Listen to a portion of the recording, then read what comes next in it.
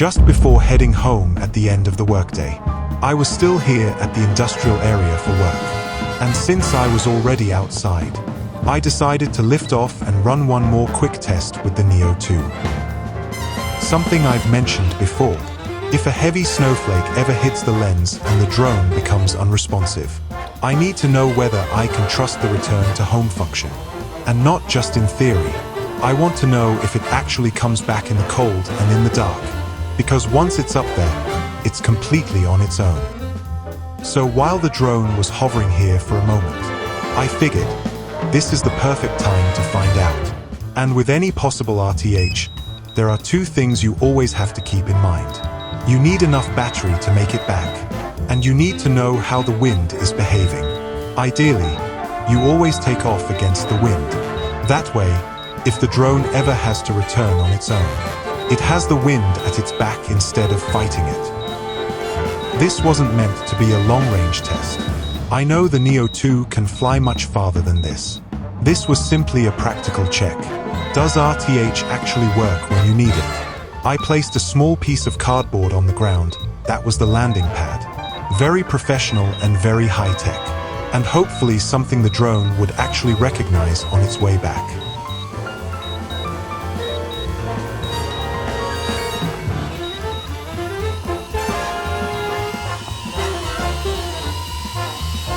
For the first test, I didn't fly far right away. I let the drone settle and slowly moved out across the industrial area, just getting a feel for the wind, checking the signal, and making sure the battery was still behaving in the cold.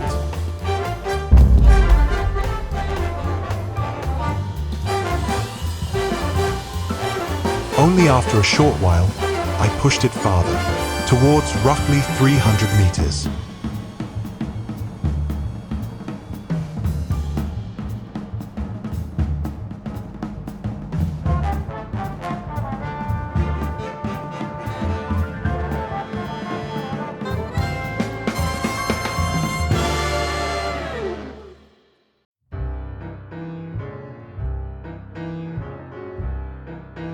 I hovered there for a moment to film, which in the video you'll see as a very quick fast forward.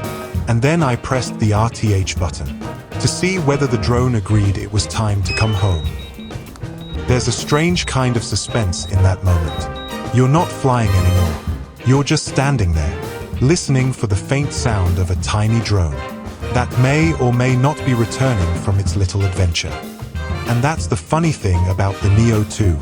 You hear it long before you see it. A soft, distant buzz somewhere in the dark, slowly getting louder, until eventually this tiny silhouette appears above you, as if it's been navigating the night completely on instinct.